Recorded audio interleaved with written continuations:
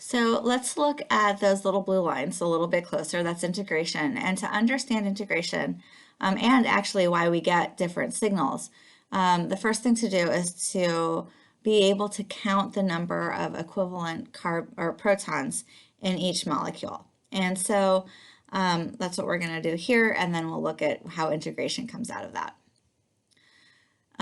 So equivalent protons produce signals that they overlap with each other. They're the same signal. And they arise through bond rotation or molecular symmetry. So those are the two things to look for. And so let's look at this molecule here. And when we do that, we can see that we have like a CH3 groups, the CH3 groups here, and they're actually rotating around those single bonds. And so those three hydrogens, those three protons right there, they are equivalent. They see the same thing because they're rotating around. And they also see the same thing as these protons up here because this bond, the one between the CH2 group and CH, is also rotating. And so overall, like over time, these protons up here and down here kind of see all of the same thing. Now, the CH group right here sees something different. If it looks to its right, it sees some the 6 protons here. To its left, it sees the 2 hydrogens or 2 protons over here. And so it doesn't see the same thing as these protons at the end of the molecule do. And so it has a different signal. And then the CH2 group is still different. It's another signal because it is closer to the carbonyl than the other groups are. And so again, it's seeing something different. Now, these bonds are actually rotating. So in this case, these protons are equivalent. There are some cases where we have chiral molecules where the protons on CH2 groups are not different, are not equivalent. They'll end up being different from each other.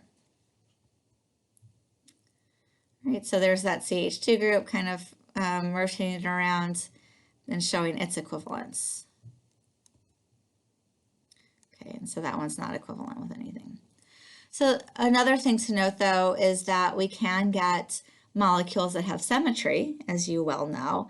And in that case, for instance, the CH3 groups on either side here, these are equivalent because, again, they see the same thing. They're both next to a carbon, double bonded to a sulfur.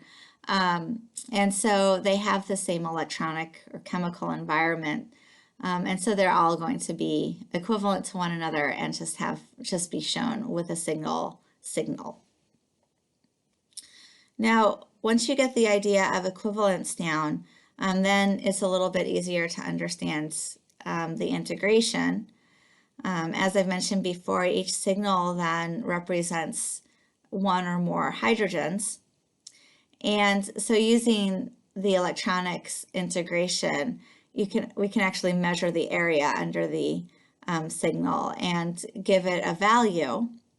And so the value that is given is then a ratio. It's the relative number of identical hydrogens in the molecule associated with the signal. And so let's see here. So if we look at this example up here, we see that just kind of imagine if you had a ruler in front of you and we measured this, it would be, 1.5 centimeters or something. This one would be double that, and this one would be about triple that. And that corresponds to the 1 proton here relative to the 2 here and the 3 here.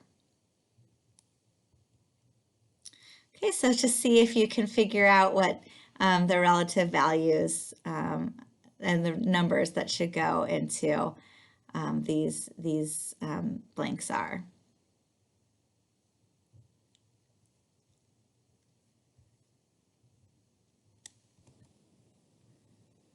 All right, so what did you get? Did you get something like what's shown here?